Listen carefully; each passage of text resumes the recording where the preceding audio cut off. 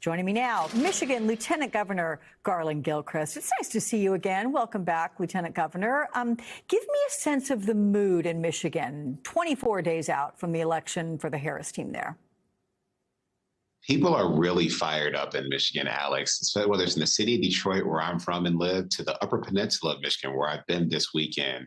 Our volunteer energy is through the roof, and people are ready to have conversations about what's at stake in this election. And frankly, we're insulted that every time Donald Trump or J.D. Vance come to Michigan, they lie to our people, they insult people. You know, Trump insulted my city of Detroit, where I'm from, where I was raised, where people saw power and potential in a young Black man like me and helped me to be my best self. And Kamala Harris also sees that potential in the way that Donald Trump clearly does not, as he only seeks to insult us and degrade us.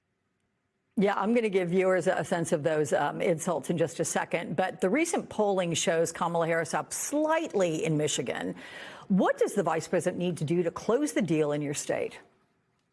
Well, we knew that Michigan was going to be close coming into this election, and the voluntary energy since she came to the top of our ticket has been palpable. And she needs to be here more. She's been here almost every week, either her or J.D. Vance. And I think that's going to continue through Election Day, and we appreciate that. She's firing voters up. She did so in Flint, Michigan, just a couple of weeks ago, for example. And so I think her presence, but also talking about that she sees the potential of economic opportunity and prosperity, that she believes in our auto industry. My mother's a General Motors retiree. GM put food on my table. The auto industry has changed lives in our state.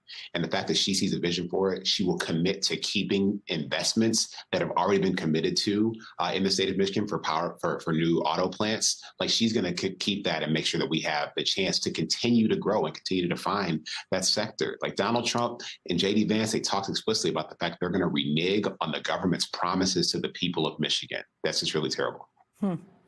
Okay. And I know you meant to say Governor Walz has been there, because he has been there an awful lot. But President Obama campaigned for Kamala Harris Thursday in Pennsylvania, and he spoke directly to Black men about his perceived lack of enthusiasm from them about the campaign. Let's listen to what he said. You're coming up with all kinds of reasons and excuses.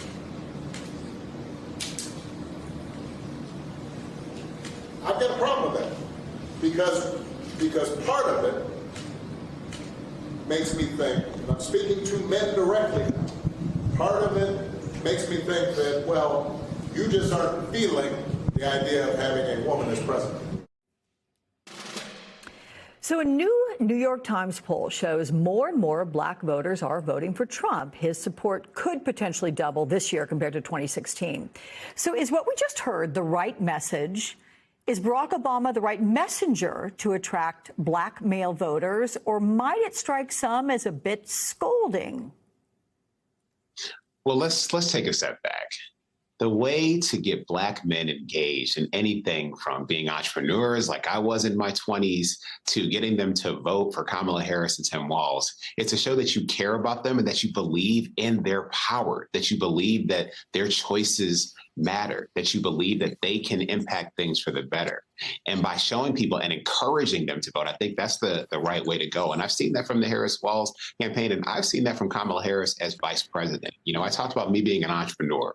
Well, her and I and their administration worked on a program that used state small business credit dollars from the federal government to create the Michigan Economic Opportunity Fund that we launched last year, a $10 million fund specifically to benefit Black entrepreneurs and other disadvantaged entrepreneurs who couldn't get money from banks but can get money from the government to launch their ideas.